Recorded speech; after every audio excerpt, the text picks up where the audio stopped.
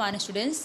हम लोग गिल्लू नमक पाठ का अध्ययन कर रहे थे बच्चों, जिसके अंतर्गत हम लोगों ने यहाँ तक पढ़ा था कि जब महादेवी वर्मा उस छोटे से नन्हे से जीव को लेकर के आती हैं और उसके रक्त को पोंछ करके उसे पेंसिलिन का मरहम लगाती हैं। बच्चों, हम लोगों ने यहाँ तक पढ़ा था। आइए अब आगे बढ़ते हैं। रुई की पतली बत्ती दूध से भिगोकर जैसे जैसे उसके नन्हे से मुख में लगाई, पर मुंह खुल न सका और दूध की बूंदें दोनों ओर लुढ़क गई। यानी कि लेखिका जैसे ही उसे रुई की बत्ती से दूध पिलाया, वह दूध जो उसके मुंह में न जा करके उसके किनारे लुढ़क कर गिर गया।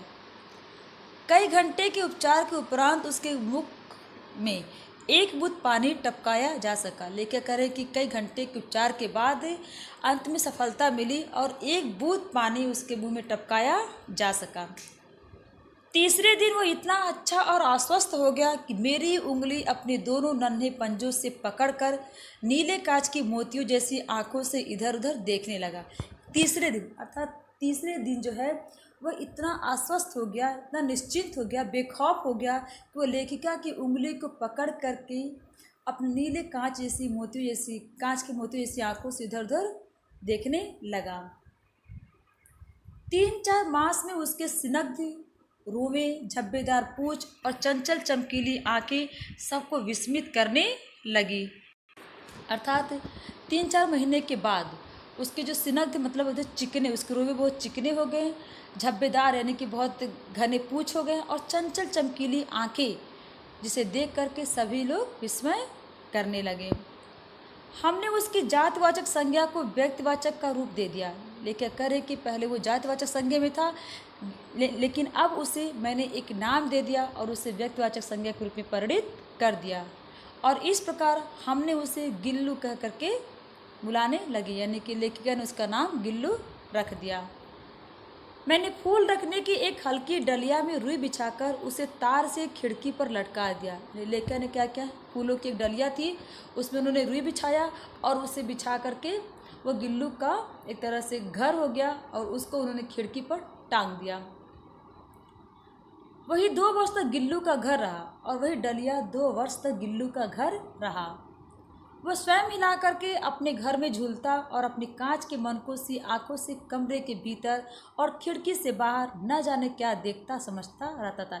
यानी कि वो झूला जो डलिया जो है वो खुद ही झुलाता और हिला करके झुलाता और अपने कांच से मनकों वाली आंखों से इधर उधर देखता, कभी खिड़की के बाहर देखता तो कभी खिड़की के अंदर देखता।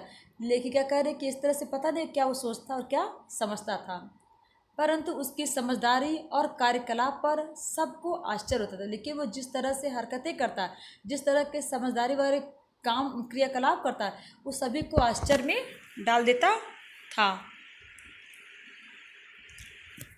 जब मैं लिखने बैठती तब अपनी ओर मेरा ध्यान आकर्षित करने की उसे इतनी तीव्र इच्छा होती थी कि उसने एक अच्छा उपाय खोज निकाला था।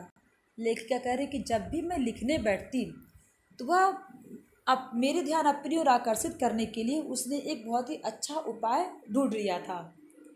वह मेरे पैर तक आकर सर से पर्दे पर चढ़ जाता और फिर उसी तेजी से उतरता। यानी कि वह क्या करता था, उनके पैर के पास आता और सर से पर्दे पर चढ़ जाता, फिर उतनी तेजी से उतरता और उसका ये दौड़ने का क्रम तब तक चलता जब तक मैं उसे पकड़ने के लिए न उठती। यानी कि जब भी वो लेखिका को इस तरह से लिखते हुए देखता तो उसने उनको अपनी तरफ आकर्षित करने के लिए, अपनी तरफ अपना ध्यान खींचने के लिए वो उनके पैर से पर्दे पर चढ़ता, फिर पर्दे पर से पैर तक, और इस तरह से कई बार ये क्रम करता और तब तक करता जब तक लेखिका उठ करके उसे पकड़ ना लेती।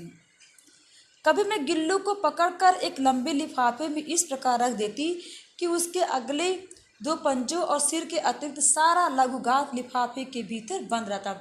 और कभी कभी लेखिका कहते कि मैं इतना उसके इस क्रियाकलाप से परेशान हो जाती थी, मैं क्या करती थी, उसे लिफाफे में खड़ा कर देती थी। सिर्फ उसका सिर और दोनों पंजे वो दिखाई देती, बाकी उसका शरीर जो लिफाफे के भीतर रहता था।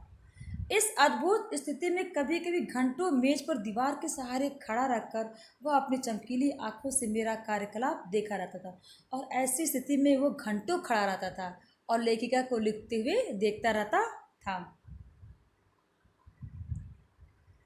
भूख लगने पर चिक चिक करके मानो वो मुझे सूचना देता और काजू या बिस्किट मिल जाने पर उसे स्थिति में लिफाफे से बाहर वाले पंजों से पकड़कर उसे कुतरता। और जब उसे भूख लगती तो चिक चिक की आवाज़ करता, और चिक चिक की आवाज़ से लेखिका को ऐसा लग रहा है जैसे वो बता रहा है कि हाँ मुझे भूख लगी है।